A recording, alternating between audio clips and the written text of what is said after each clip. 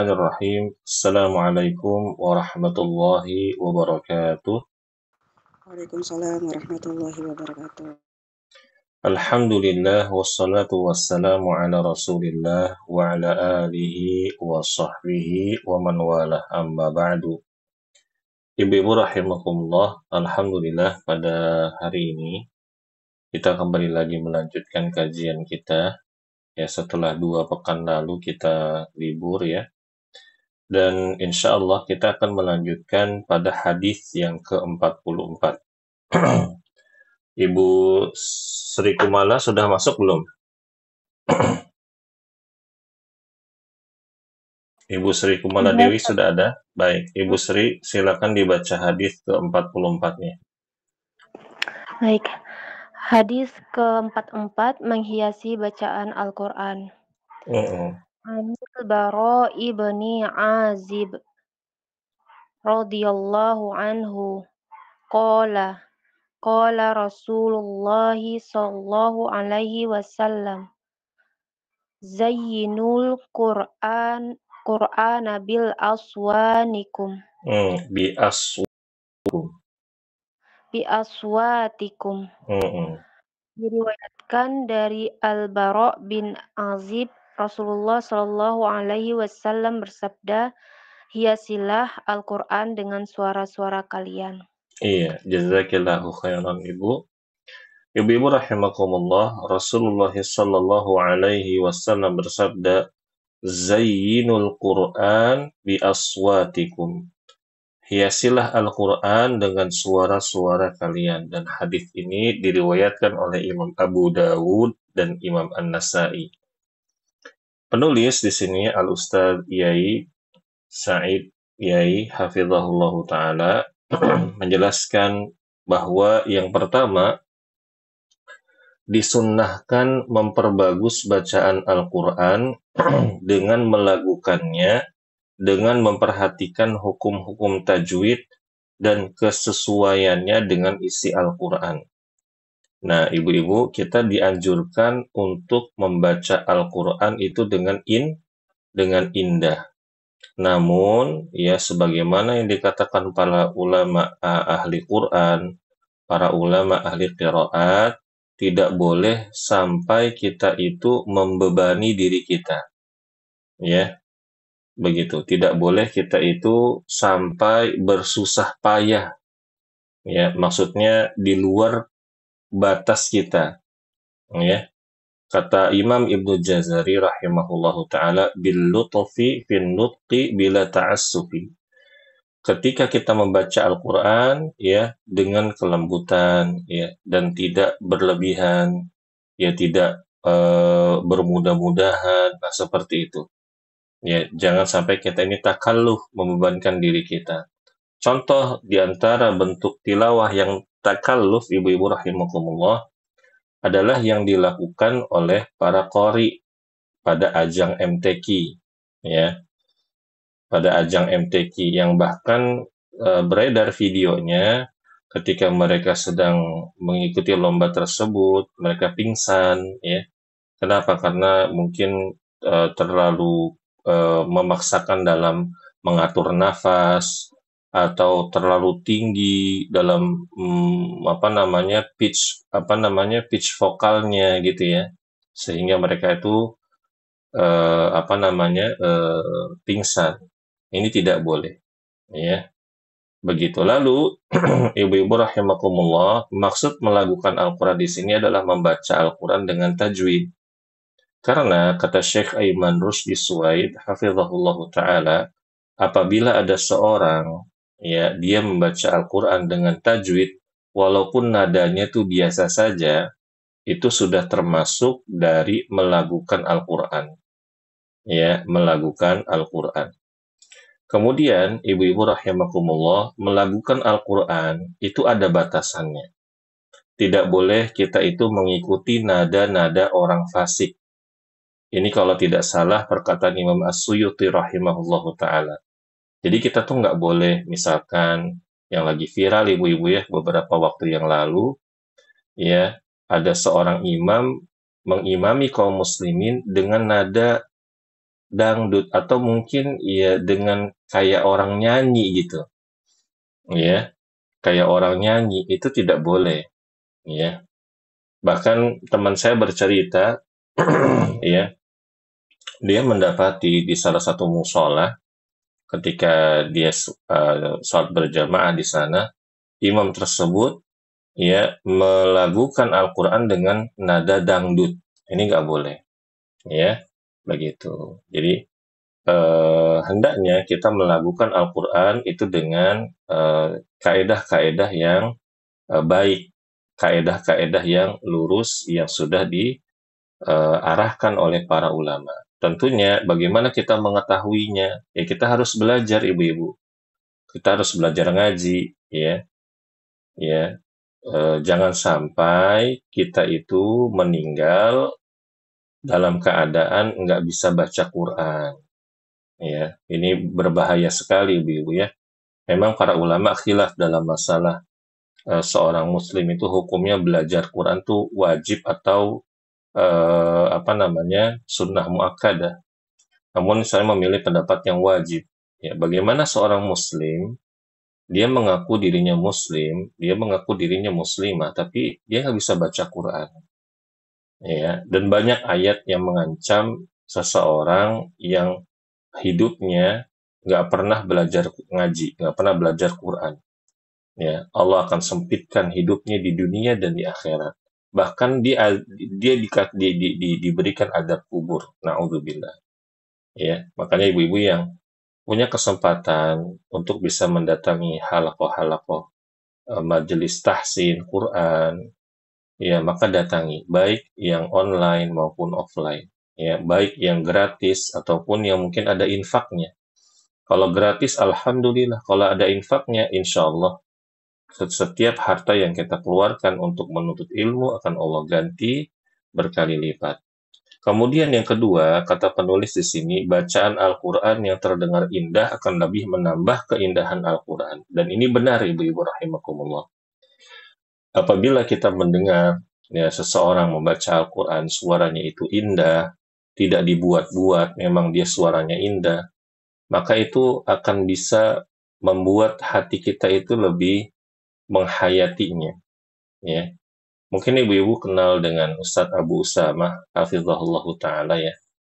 Ustadz Abu Usamah Syamsul Hadi, hafizahullah ta'ala. Dulu ketika booming ya, itu beliau, Masya Allah, banyak sekali yang meniru intonasinya, meniru bacaannya, apa namanya, langgamnya lah kasarnya begitu. Bahkan ada salah seorang ustadz ya, cerita ya ada ibu-ibu lagi masak nih ibu-ibu ya. Ada ibu-ibu lagi masak sambil dengerin salah satu media dakwah di radio ya. Lagi masak terus tiba-tiba ada tilawahnya Ustadz Abu Usamah hafizahullah taala. Dia tinggalin masaknya, dia dengerin dulu. Masya Allah ya. Dan memang ini kenyataan ibu-ibu ya. Semakin indah suara yang kita dengar, maka akan semakin melembutkan hati kita. Ya, begitu. Taib. Lalu hadis yang ke-45, Ummu Ibrahim, silakan dibaca. Baik Ustadz. Hadis ke-45. Keutamaan membaca Al-Quran. An Abi Umamah al-Bahiliyah. Bahili itu bahili, bukan bahiliyah. Kalau di hadis, ibu-ibu, perhatikan ya, kalau misalkan ada tasdid seperti ini nih, seperti huruf ya ini kan ada tasdidnya ya.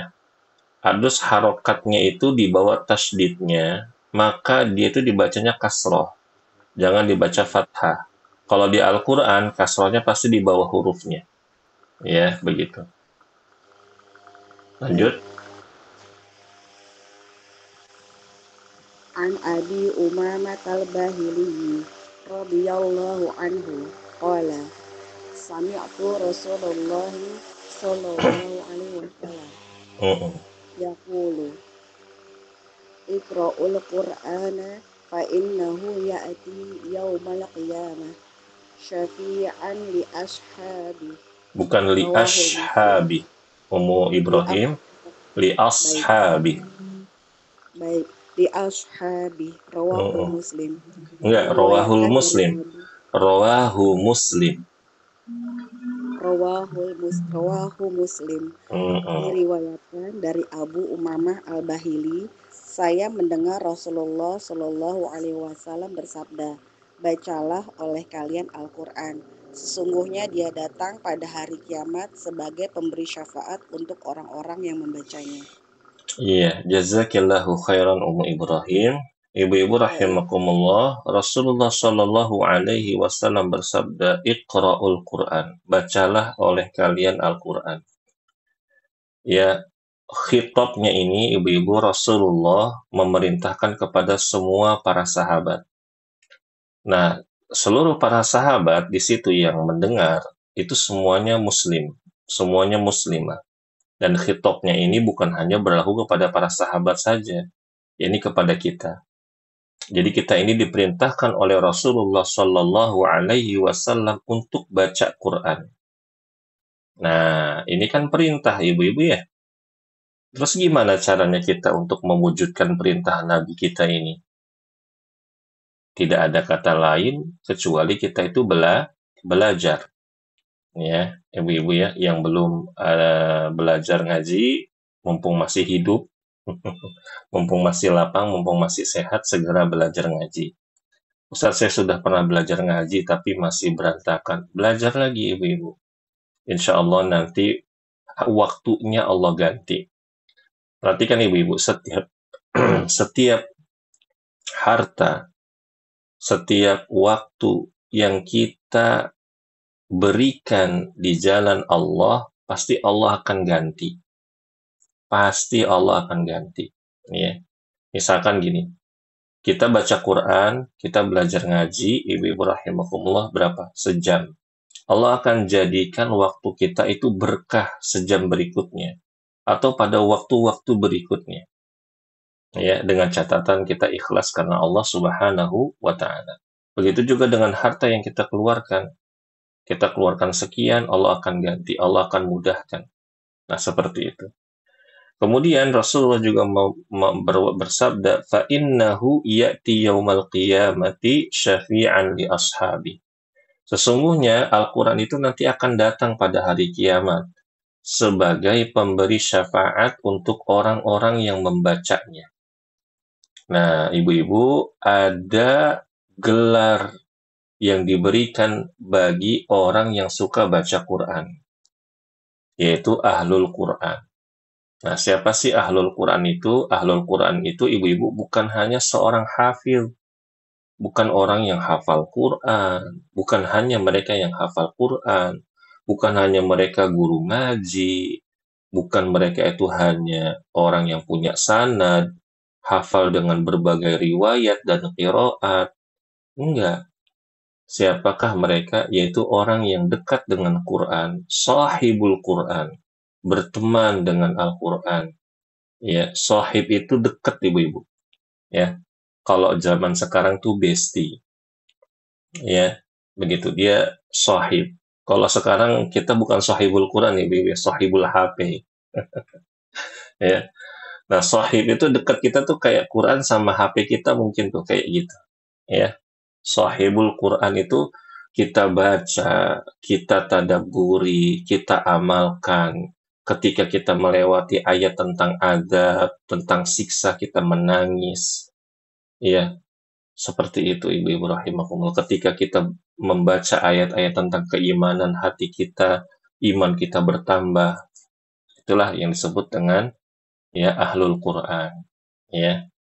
Begitu ibu-ibu rahimakumullah. Jadi ibu-ibu untuk mencapai gelar Ahlul Quran bukan hanya untuk mereka yang sudah hafal Quran. Memang hafal Quran itu adalah salah satu wasilah untuk menjadi Ahlul Quran. Tapi bukan berarti orang yang hafal Quran atau guru ngaji pasti dia Ahlul Quran. Ya. Dalilnya apa Ustadz? Nah, ibu-ibu mungkin pernah baca hadis 3 orang yang diadab terlebih dahulu. Siapa orang yang pertama kali diadab? yaitu ahlul Quran tadi, orang guru ngaji, ustadz, kiai, ulama, ya. Kenapa? Karena ketika mereka di dunia, mereka berdakwah, mereka ngaji, ya mereka jadi imam, suaranya bagus, bukan karena Allah Subhanahu wa Ta'ala. Hafal Quran, tapi nggak ada bekasnya, ya. Maksudnya gimana Ustadz hafal Quran tapi nggak ada bekasnya? Maksudnya dia hafal Quran, tapi kelakuannya nggak ada bedanya sama orang yang nggak hafal Quran. Dia guru ngaji, tapi akhlaknya jelek, ya. Guru ngaji, tapi nggak ada bekas, oh kelihatan, oh dia guru ngaji, enggak. Sama aja kayak orang-orang biasa, orang-orang awam biasa seperti itu, ya. Taib. Dan hadis ini sahih riwayat Muslim. Kita ambil penjelasan hadis dari Al-Ustadz Said Yai hafizahullah taala, Ibu. Yang pertama, hadis ini menunjukkan keutamaan membaca Al-Qur'an. Orang yang senang dan sering membaca Al-Qur'an, maka Allah akan menjadikan apa yang dibacanya itu sebagai pemberi syafaat atau pertolongan di hari kiamat. Ibu-ibu rahimakumullah, datang dalam berbagai hadis yang sahih, Al-Quran itu nanti akan datang, tapi saya nggak tahu ya, dalam wujud apa, ya, dalam wujud apa kita nggak tahu, ya saya pribadi saya nggak tahu ya, tapi di redaksi hadis tersebut Al-Quran akan datang. Dia akan menjadi pembela kita. Kalau kita ikhlas membacanya, mengamalkannya, dia akan bilang sama Allah begini, ya Allah, sesungguhnya aku ini, maksudnya Al-Quran, telah menghalangi si fulan ini waktu di dunia untuk tidur di malam hari. Maksudnya apa Ustadz? Maksudnya dia tuh ketika malam, ketika orang-orang tidur, dia baca Quran, dia sholat malam. Ya. Nah ini diantara cirinya ahlul Quran, dia itu sholat malam ibu-ibu. Ya. Di antara cirinya, banyak ciri-cirinya, ya tidak mesti ini saja. Ya, di antara cirinya adalah dia itu rajin sholat malam. Ketika di malam hari tersebut, di sholat malam tersebut, dia baca Al-Quran melalui hafalannya. Ya, melalui hafalannya. Atau mungkin dia baca dengan apa? Dengan melihat ke mushaf. Karena memang para ulama membolehkan sholat sunnah, ya bukan sholat wajib. Ketika sholat sunnah, dia pegang mushaf. Ya, dia pegang Al-Quran untuk dibaca. Mungkin hafalannya sedikit. Jadi ketika dia ingin sholat lebih panjang, dia buka Al-Quran sambil baca Al-Quran. Nah, seperti itu. Ya. Dan kira-kira ibu-ibu rahimahumullah, ketika yang membela adalah kalamullah, apakah Allah akan tolak pembelaan tersebut? Pasti jawabannya tidak, ibu-ibu. Ya, mana mungkin Allah menolak pembelaan dari kalamnya, jadi dari Al-Quran. Dan ini pembelaan yang luar biasa, ibu-ibu rahimakumullah. Kita dibela dengan Al-Quranul Karim. Ya, semoga Allah Subhanahu wa Ta'ala menjadikan kita dan keluarga kita semua menjadi ahlul Quran, dan begitu juga dengan keturunan-keturunan kita. Amin ya rabbal alamin. Lalu yang kedua, ibu-ibu rahimakumullah, Allah akan menjadikan bentuk khusus pada amalan membaca Al-Quran yang dibacanya sebagai suatu bentuk yang dapat dilihat oleh manusia, dan dia akan datang untuk memberikan syafaat atau penolong. Ya, sebagaimana tadi yang saya katakan, Ibu ya. Seperti dia akan memohon orang yang membacanya diampuni dosa-dosanya, dimasukkan ke dalam surga, atau ditinggikan derajatnya di surga. Nah, ini bagi mereka yang, apa ibu-ibu? Menjadikan kebiasaan membaca Al-Quran di dunia. Nah, namun, ya ibu-ibu rahimakumullah, ya bagi mereka juga yang ingin meraih sesuatu selain dari keridhaan Allah dari Al-Quran, tujuannya adalah dunia, udah yang diuber dunia aja. Dia belajar Quran, ngafalin Quran, tujuannya apa? Tujuannya biar dikatakan Ustadz, ya. Oh, biar dapat gelar dari orang-orang, oh dia guru ngaji, oh dia bersanad, oh dia hafal sekian riwayat, hafal sekian qiraat, oh namanya terkenal, oh bacaannya gini-gini. Pokoknya yang diincar itu adalah dunia. Atau bahkan ketika dia mengajar Al-Quran, tujuannya cuma satu, biar dapat duit, biar dapat fulus. Nah, ini niat yang sangat-sangat harus kita hindari. Dan juga kita harus mengingatkan anak-anak kita yang ketika nanti mereka jadi ustadz agar untuk terus ikhlas dalam berdakwah kepada Allah Subhanahu wa taala. Nah, tipikal-tipikal orang seperti ini, ibu-ibu, maka Al-Quran pun akan menjadi hujah bagi dia. Maksudnya apa? Al-Quran itu bukan membela dia, justru mendebat dia. Justru nanti di akhirat akan menjadi saksi akan penyimpangannya ketika di dunia. Kalau Allah datangkan Al-Quran untuk bisa membela seorang kaum muslimin, agar diampuni dosa-dosanya, dimasukkan ke dalam surga, ditinggikan derajatnya, kemungkinan besar Allah akan mendatangkan Al-Quran sebagai saksi bahwa ketika dulu di dunia dia belajar Quran, dia begini, dia begini, dia begitu, tujuannya hanya untuk dunia dan dunia. Na'udzubillah. Taib. Berikutnya hadis ke-46.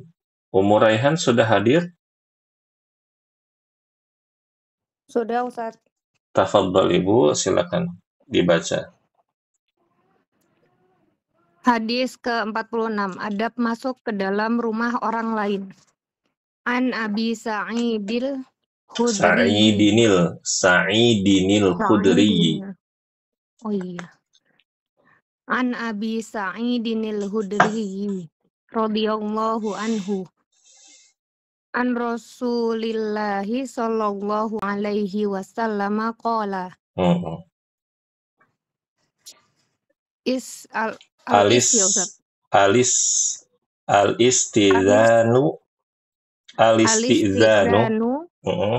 Al-istidhanu salasun fa in udzina laka wa illa farji'. Rawahu Muslim. Diriwayatkan dari Abu Sa'id Al-Khudri, Rasulullah Shallallahu alaihi wasallam bersabda, meminta izin untuk bertemu hanya sebanyak 3 kali. Bertamu. Meminta izin untuk bertamu hanya sebanyak 3 kali. Apabila diizinkan, maka masuklah. Jika tidak, maka pulanglah. Jazakillahu khairan, Ibu. Ibu-ibu rahimakumullah, Rasulullah Shallallahu alaihi wasallam bersabda, al-isti'dzanu thalathatun atau thalathun, ya maaf. Meminta izin untuk bertamu itu hanya untuk sebanyak 3 kali. Fa in udzina lak, kalau kamu diizinkan, ya, maka masuklah, bertamulah, ya. Wa illa farji', kalau enggak ya udah pulang.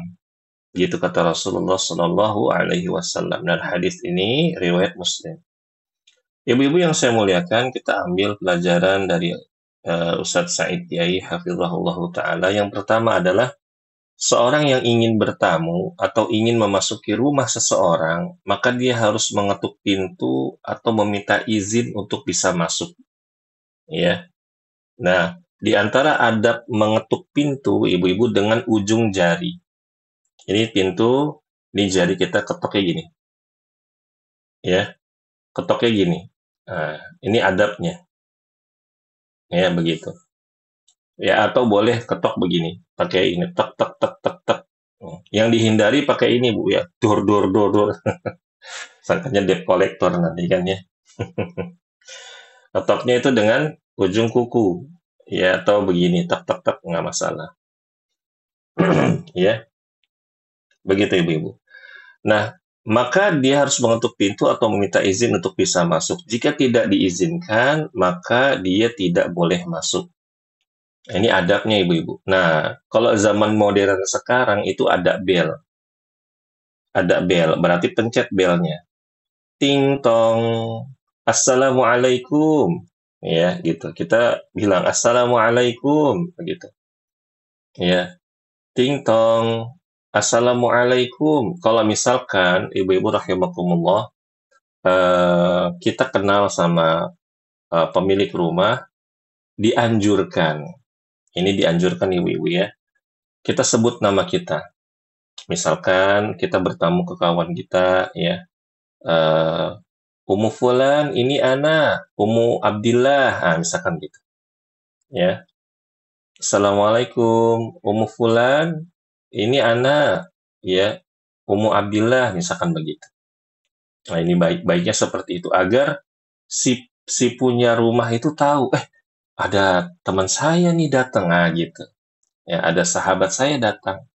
Tapi kalau misalkan Assalamualaikum itu siapa sih? Nah, kayak gitu kan. Siapa sih gitu kan Assalamualaikum? Suaranya nggak ma'ruf gitu, nggak biasa kita dengar mungkin kan ya, atau kita nggak hafal suaranya. Tapi kalau misalkan suaranya kita hafal, mungkin kita langsung bisa menerka, oh itu ibu itu Umu Anu, nah, Umu Fulan, atau seperti itu ya.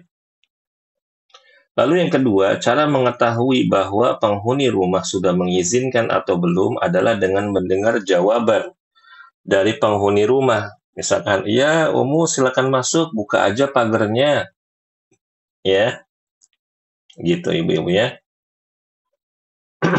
Jika dia menyuruh untuk masuk, barulah dia masuk. Jika tidak ada jawaban, berarti dia tidak mengizinkannya. Ya, banyak kasih uzur lah ibu-ibu ya. Mungkin dia sedang tidur, atau memang dia nggak dengar. Mungkin dia lagi di kamar mandi, ya, begitu. Ya, nah, agar kita beri space waktu, kita ketika bertamu, kita pencet bel, atau ketok pagar, atau ketok pintu, ya. Itu jangan dalam tempo yang cepat. Kita atur waktu. Ya, ketokan pertama, Assalamualaikum, Umu Anu, ini saya Umu Abdillah, gitu. Tunggu sampai ada nggak suara terdengar dari dalam, ya, baru kita ucapkan lagi. Jangan langsung diborong 3, begitu ibu-ibu ya. Lalu yang ketiga, meminta izin untuk bertamu hanya diperbolehkan sampai 3 kali. Tidak boleh lebih dari itu. Tidak boleh juga menggedor pintu dengan keras, memukul-mukul pintu atau berteriak-teriak dengan suara keras untuk memanggil penghuni rumah. Nah, tapi zaman sekarang, ibu-ibu sudah ada teknologi, kita bisa telepon, kita bisa WhatsApp, kita janjian dulu. Nah, ini lebih baik ya. Janjian dulu, izin dulu dari WhatsApp atau telepon, Umu, Anda mau berkunjung ke rumah, ada perlu kapan, jam berapa, seperti itu. Ini lebih baik. Tayyib. Ustadz, gimana kalau misalkan kita ada perlu, ya, memang urgent banget ya, ya urgent sekali, misalkan ada terkait dengan keselamatan, terkait dengan, ya pokoknya hal yang urgent, ya urgent, maka wallahu a'lam, maka tidak masalah ibu-ibu ya, karena memang urgent ya, dan kita baiknya memang ngabarin ke si penghuni rumah. Begitu, misalkan dia tadinya kan nggak mau nerima mungkin karena nggak ingin diganggu, tapi kita ada alasan tertentu, misalkan nih gini ibu-ibu ya, misalkan ada salah satu kasus di sekolah, eh, misalkan nemuin ada ibu-ibu nih lagi pulang sekolah nih ngantar, tiba-tiba ada anaknya temen ibu itu jatuh, ya kan, berdarah, atau jatuh dari sepeda, atau gimana, terus ibu antar pulang, ya kan ya, ibu antar pulang. Nah, jadi sampai ke rumahnya, kita ketok, biar dia tuh nggak menolak kita sampaikan, Umu, mohon maaf, ini siapa anaknya kita sebut namanya. Tadi jatuh di jalan, ini saya antar pulang. Gitu, biar dia mau membukakan. Karena memang ibu-ibu rahimakumullah, penghuni rumah itu punya hak untuk tidak menerima tamu. Ya, kadang kan kalau budaya kita nih, budaya orang Indonesia, kita nggak kenal ini siapa sih, tapi kita nggak enak gitu kan. Kita bukain, nggak taunya dia penipu. Ya, begitu kan. Nggak taunya dia hipnotis segala macam ya, begitu. Padahal, nggak kenal, nggak ada apa-apa, udah biarin aja. Begitu ya. Ya, itu hak kita untuk tidak menerima tamu. Dan ibu-ibu hindari memasukkan orang lawan jenis bukan mahram ke rumah kita. Ya hindari, ya hindari. Ya begitu. Kalau misalkan dia mau datang, dia harus membawa mahramnya, ya atau membawa perempuan, begitu, ya. Atau kita bersama mahram kita yang sudah balik, ya. Lalu hadis yang ke-47, Ibu Sri silakan dibaca.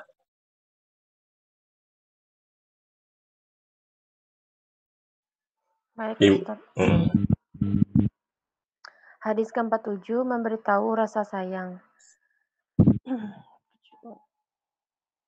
Anil Miqdam bin Ma'di Kariba radhiyallahu anhu annan nabiyya sallallahu alaihi wasallam qala idza ahabba ahadukum akhahu falyu'limhu dzalika. Dzalik. Dzanya panjang. Dzalik.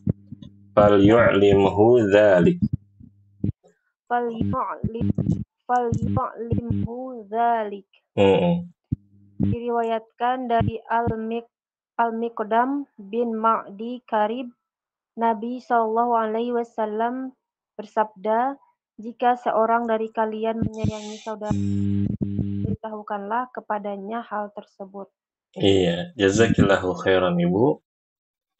Ya, ibu-ibu rahimakumullah, Rasulullah Shallallahu Alaihi Wasallam bersabda, "Idza ahabba ahadukum akhahu." Kalau seorang dari kalian menyayangi saudaranya karena Allah, falyu'limhu dzalik, maka kabarkanlah kepadanya, kasih tahulah ya perasaan tersebut kepadanya. Dan ini diantara sunnah Nabi Shallallahu Alaihi Wasallam. Ya, ibu-ibu rahimakumullah. Dan ini bisa mempererat tali persaudaraan kita, ukhuwah kita, ya. Dan hadis ini sahih, riwayat An-Nasa'i di dalam Sunanul Kubra dan juga riwayat At-Tirmidzi. Baik, ibu-ibu rahimakumullah, kita ambil pelajaran, ya. Al-Ustadz Said Yai menjelaskan hadis ini. Yang pertama adalah disunnahkan memberitahukan kepada teman yang kita sayangi bahwa kita menyayanginya karena agamanya. Ini karena Allah Subhanahu wa Ta'ala. Contohnya dengan mengatakan ana uhibbuka fillah. Kalau laki-laki uhibbuka. Kalau perempuan ana uhibbuki fillah. Ya. Kalau laki-laki ana uhibbuka fillah. Kalau perempuan ana uhibbuki fillah. Dan ini kalimat yang ma'ruf ya Bu ya bagi ibu-ibu yang aktif di tengah-tengah di pengajian ya. Yang kedua, akan tetapi ini tidak berlaku antara laki-laki dan wanita yang bukan mahram. Karena hal tersebut dapat menimbulkan fitnah seperti pacaran, surat-suratan, berzina dan lainnya. Atau mungkin chattingan sekarang, teleponan, ibu-ibu ya.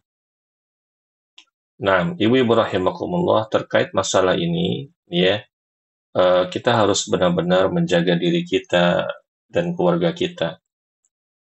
Ya, karena ya fitnah zina ini bukan hanya menghinggap kepada kalangan orang-orang awam, ya, kalangan ya orang-orang biasa tidak, ya. Di tengah-tengah orang-orang yang aktif di majelis ilmu, tengah-tengah pengajian, ini banyak terjadi. Bahkan seorang laki-laki, seorang ikhwan yang sudah beristri, menggoda seorang perempuan yang sudah bersuami. Dan ini saya sering dengar kisah ini ya.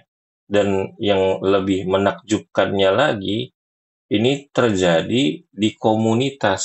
Jadi di masjid, ada masjid sunnah gitu ya. Ada masjid yang aktif pengajian, segala macam. Lalu banyak orang-orang yang aktif di pengajian tersebut tinggal di sekitaran situ. Terjadilah komunitas. Ya ini si laki-laki ini menggoda istri orang. Dan bahkan si istri orang pun terjadi menggoda suami orang. Ya, ini bahaya. Ya, jadi Ibu rahimakumullah, tidak boleh kita itu mengutarakan perasaan kita kepada yang bukan mahram.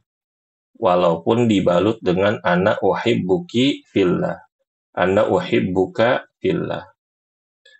Di antara cara kita melindungi diri kita, ibu-ibu rahimakumullah, dan juga suami kita mungkin atau pasangan kita dari penyelewengan ini adalah dengan kita tuh banyak-banyak berdoa kepada Allah Subhanahu wa taala. Lalu yang kedua, ibu-ibu rahimakumullah, tundukkanlah pandangan kita. Ya, tundukkanlah pandangan kita. Menundukkan pandangan bukan hanya untuk laki-laki, tetapi menundukkan pandangan juga berlaku untuk perempuan, ya.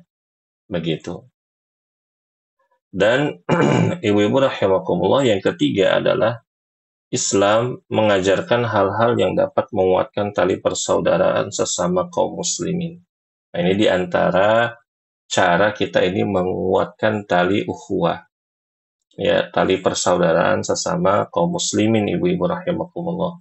Kita mengucapkan, saya senang nih sama dia ini orangnya baik, ya, dia aktif di pengajian, ya, dia suka begini, suka begitu. Katakan, ya, ukhti, ana uhibbuki fillah, begitu. Ya, ya Umu, ana uhibbuki fillah, ana sayang sama anti karena Allah Subhanahu wa taala. Ini bagus, ya. Begitu ibu-ibu rahimakumullah. Baik. Lalu yang ke-48, Umu Ibrahim, silakan dibaca. Baik Ustaz. Hadis ke-48, keutamaan membangun masjid. An Utsman bin Affan radhiyallahu anhu qala inni sami'tu nabiyyi sallallahu alaihi wasallam yaqulu man bana masjidan yabtaghi bihi wajhallahi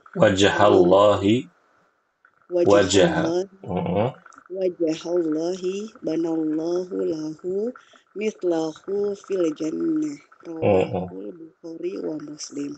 Diriwayatkan dari Utsman bin Affan, saya mendengar Rasulullah Shallallahu Alaihi Wasallam bersabda, barang siapa yang membangun masjid karena hanya mengharapkan wajah Allah, maka Allah akan membangun yang semisalnya di surga.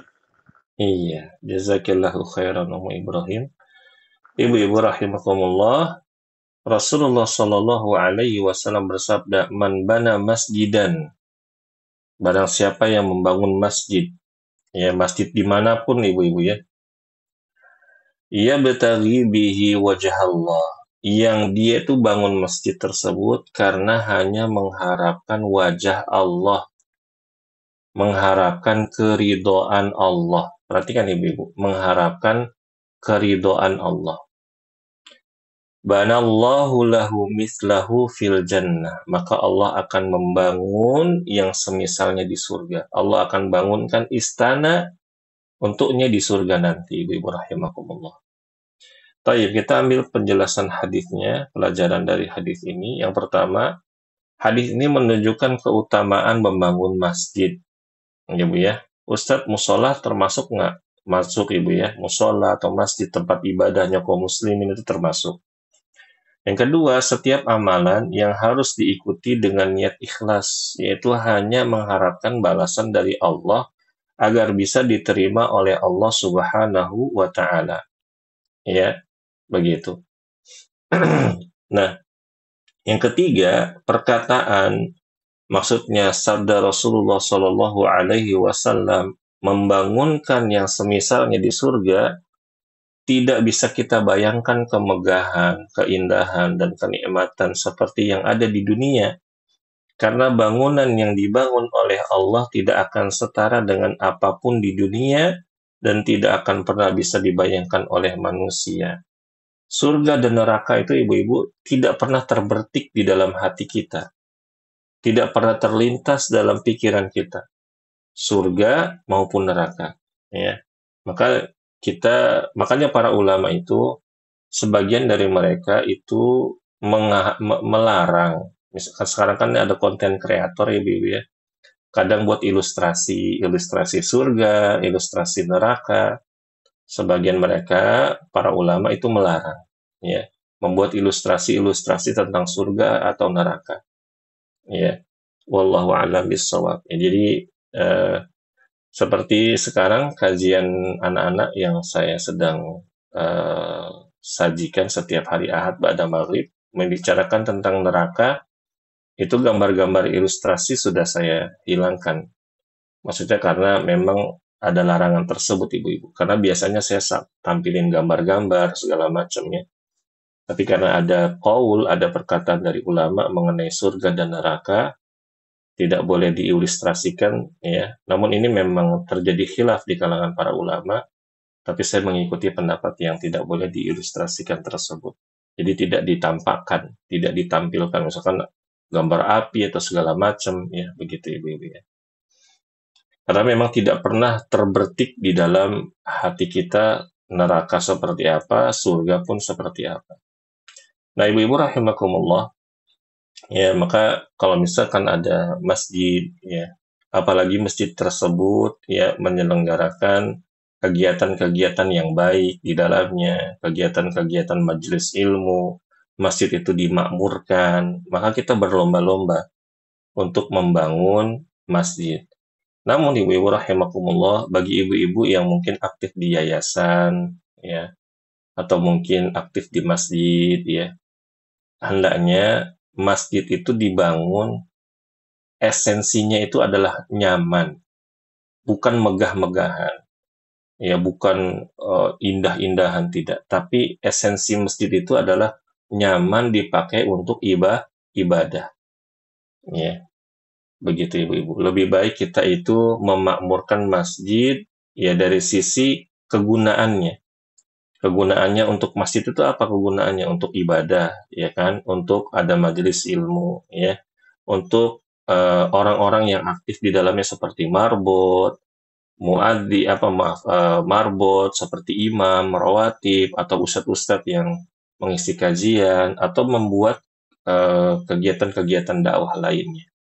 Jadi masjid itu sederhana, tidak megah, ya, dilihat wah infrastrukturnya begini, tidak. Tapi nyaman, ya, begitu.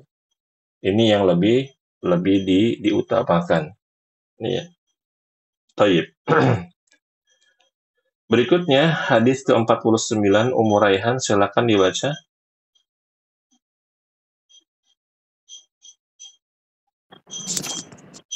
Hadis ke-49, adab menguap.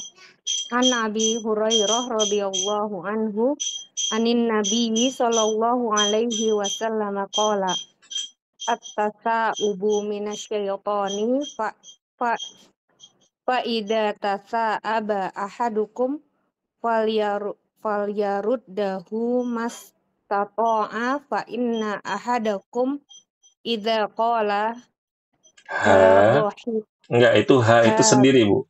Idza qala dhahika syaitan. Idza qalaha dhahika syaitan. Rawahu Bukhari wa Muslim. Diriwayatkan dari Abu Hurairah, Rasulullah Shallallahu alaihi wasallam bersabda, menguap berasal dari setan. Jika seorang di antara kalian menguap, maka tutupilah sekuat-kuatnya. Sesungguhnya jika dia mengatakan hah, setan akan tertawa.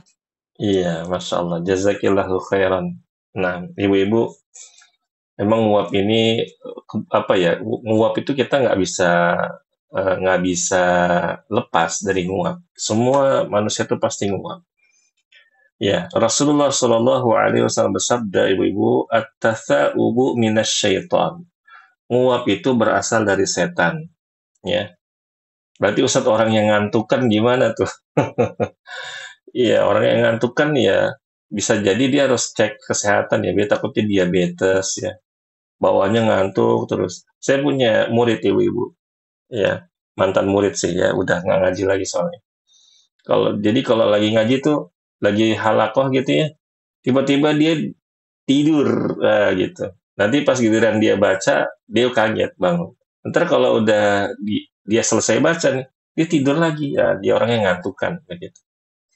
Nah, apakah dia ini terkena godaan syaitan? Ya, wallahu a'lam. Ya, bisa jadi kita coba cek kesehatan dulu, takutnya diabetes ya. Lalu Rasulullah SAW sabda, "Fa'idha tatha'aba ya ahadukum," kalau kalian nguap, "falyaruddahu mastata'a." Maka tutupilah sekuat-kuatnya. Maksudnya kita tutup ya, tutup dengan mulut ya, begitu, atau kita tahan. Nah, di antara untuk menahan nguap itu, ibu-ibu, ujung lidah kita tekan ke langit-langit. Jadi kalau mau nguap, biar kita nggak kebuka mulutnya, biar nggak over gitu ya, ujung lidah kita tekan ke atas. Nah, seperti itu. Itu di antara tipsnya. Nah, itu ajarkan juga anak-anak kita. Ajarkan anak-anak kita. Kenapa Ustadz? Nanti akan saya sampaikan. Rasulullah, fa inna ahadakum idza qala ha. Ya. Jadi ha ini maksudnya Rasulullah mencontohkan. Ya kalau nguap kan orang-orang, wah begitu ya, Bu ya. Maka jika dia ketika nguap ngomong ha atau wah begitu ya, maka dhahika syaitan. Setan itu akan ketawa. Ya. Maka ibaratnya setan itu lagi dihibur sama tingkah laku kita ketika nguap tersebut. Oke, ibu-ibu rahimakumullah, kita ambil penjelasan. Yang pertama, menguap berasal dari syaitan. Karena menguap itu bikin kita tuh males, bawaannya tuh ya pengennya tidur ya. Udah tidur cukup masih pengen tidur juga, kecuali orang yang tidurnya kurang memang, atau sedang kurang sehat, atau memang butuh tidur. Tapi kalau semuanya sudah tercukupi, ngapain lagi kita tidur? Ya, makanya nguap itu berasal dari setan. Dan nguap ini nular, ibu-ibu. Sering banget kan kita kalau lagi ngumpul gitu ya, ada yang nguap satu, tiba-tiba satu yang lain nguap, terus nguap gitu. Emang menular, ya begitu. Taib. Kemudian, sedangkan bersin berasal dari Allah. Dari mana Ustadz dalilnya bersin berasal dari Allah? Ini Nabi Adam alaihi salam, ibu-ibu, ketika diciptakan lalu ditiupkan ruh ke dalam tubuhnya, maka yang pertama kali Nabi Adam lakukan adalah bersin. Ketika dia bersin, maka dia mengucapkan Alhamdulillah. Nah ini ya, dasar dari dalil sedangkan bersin berasal dari Allah. Dan Allah pun menjawab ya pujian tersebut. Ya. Jadi kalau ada orang bersin Alhamdulillah, maka kita katakan yarhamukallah. Lalu kita balas lagi yahdikumullah wa yuslih balakum. Seperti itu. Lalu yang kedua, orang yang akan menguap harus berusaha dengan sekuat tenaga agar tidak menguap, baik dengan menggunakan punggung telapak tangannya seperti ini, menggigit lidahnya. Masya Allah, ini saya baru tahu nih, gigit lidah, tapi kayaknya takutnya kebablasan ibu-ibu ya. Memegang lidahnya, ya lagi nguap terus kita pencet gitu lidahnya, kayaknya susah juga nih ya. Atau cara-cara lain sehingga tidak jadi menguap. Jadi memang ibu, lidah ini jadi faktor. Ya sebagaimana nanti saya kasih tips ibu ya. Kalau ini kan kata Ustadz di sini, kita gigit lidah kita. Cuma kan khawatirnya malah luka ya. Atau kita pencet lidah kita, kan susah juga. Menguap langsung pencet gitu. Jadi nggak praktis lah gitu. Maka kita bisa gunakan ketika kita mau nguap, lidah kita tekan ke langit-langit atas, ya. Kita tekan ke langit-langit atas. Insya Allah itu akan membantu. Yang ketiga, setan memiliki sifat tertawa dan suka menertawakan manusia yang luput dan lalai. Ya, ketawanya gimana Ustadz? Yang jelas ibu-ibu rahimakumullah, ya tidak sebagaimana ketawanya yang sudah disebarkan di televisi atau di tempat-tempat yang lain ya ibu-ibu ya. Begitu. Tapi memang kadang makhluk-makhluk seperti itu jahil ya. Makhluk-makhluk seperti itu jahil. Kalau misalkan kita dengar ketawa sesuatu, maka kita baca bismillah, bismillah, bismillah, bismillah, karena dia semakin kecil nanti. Ya, bismillah, bismillah, bismillah, atau kita baca ayat kursi, ya, begitu. Ya. Tapi kadang memang jin itu isengnya luar biasa, ibu-ibu. Kita bacain ayat kursi, dia ngikutin. Teman saya pernah punya pengalaman, dia ngeruqyah orang, dibacain ayat kursi, karena dia dulu belum belajar tahsin, baca ayat kursinya salah, dibenerin ibu-ibu sama jin. Kamu salah bacanya, nggak begitu, katanya gitu. Allahu Akbar. Jin lebih alim baca ayat kursi ketimbang teman saya yang ngeruqyah ini. Gitu ya. Nggak, sebenarnya itu jin itu lagi kepanasan, ibu-ibu ya. Tapi dia itu bagaimana caranya buat ngedonin orang yang lagi ngeruqyah. Jin itu kan tahu, nih Ustadz nih bacaannya nggak beres gitu kan, salah bacaannya. Dilihat orang banyak, orang kalau lagi ruqyah kan biasanya gitu, sekeluarga ngumpul ibu-ibu. Ya, terus wah kamu salah bacanya, pasti dia malu itu. Ya, si teman saya ini pasti dia malu. Dan dia cerita sendiri, waduh aneh malu banget tuh waktu itu. Makanya setelah itu Ana belajar tahsin katanya gitu. Ya, udah jadi ustadz, tapi baru belajar tahsin. Ya, tapi nggak masalah ibu-ibu ya, ya begitu, karena tidak semua ustadz itu bacaan Al-Qur'annya itu makhrajnya bagus ya, tajwidnya bagus, tidak semua. Baik, tadi saya singgung ibu-ibu rahimakumullah, kenapa kita harus ngajarin anak-anak kita masalah adab ini. Ibu-ibu tahu di sini kan kita ada sendi ya, ada sendi di sini. Nah, di antara hikmahnya kenapa Rasulullah melarang ini, selain dari setan ya yang ngetawain kita karena tingkah kita yang mungkin menurut dia itu lucu gitu ya, itu sebenarnya ada efek untuk kesehatan. Jadi di sini ibu-ibu kalau kita nguap nggak kita tahan, atau kita tertawa terlalu terbahak-bahak, rahang kita ini sampai terbuka lebar, itu bisa dislokasi, akhirnya nggak bisa nutup lagi. Gitu. Jadi hendaknya ketika kita nguap, ya kita tahan sebisa mungkin. Terus Ustadz, kalau misalkan kita kelepasan gimana Ustadz? Nah, kita lihat ghalibnya, kebiasaan ibu-ibu gimana? Kebiasaan kita gimana? Biasanya kita nih kalau nguap ditahan, tapi tiba-tiba kelepasan, tiba-tiba lupa, ya. Nah, maka tidak masalah. Ya cukup kita memuji Allah Subhanahu wa taala, kita subhanallah ya. Subhanallah, subhanallah, subhanallah ya. Begitu. Memang tidak ada dalil ibu-ibu rahimakumullah kalau kita bertahap, kita sendawa nih. Ini kan salah satu kebiasaan saja. Kita habis makan, tiba-tiba kita sendawa, alhamdulillah gitu. Ya itu tidak ada dalilnya. Tapi ini perkataan yang baik. Daripada kita diem terus udah diem aja gitu kan ya. Lebih baik kita mengucapkan kalimat-kalimat yang baik ini. Sama juga ketika kita misalkan nguap, kita lupa, ya subhanallah, astagfirullah, ya Allah, astagfirullah. Itu lebih baik ketimbang kita nguap, udah salah, diem aja gitu kan. Udah salah, diem aja, seperti itu. Kalau ditanya, Ustadz, ada dalilnya? Nggak ada dalilnya. Tapi ya ini kebiasaan yang baik, insya Allah, ya tidak termasuk dalam masalah ibadah, tidak. Ya hanya kebiasaan saja. Baik, ibu-ibu rahimakumullah, mungkin untuk kajian kita pada pertemuan kali ini kita cukupkan dulu. Ibu-ibu ada pertanyaan?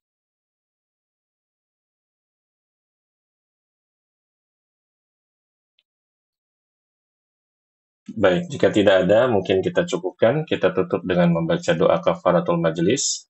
Subhanakallahumma wa bihamdika asyhadu an la ilaha illa anta astaghfiruka wa atubu ilaik. Wassalamualaikum warahmatullahi wabarakatuh. Waalaikumsalam warahmatullahi wabarakatuh. Wa jazakumullah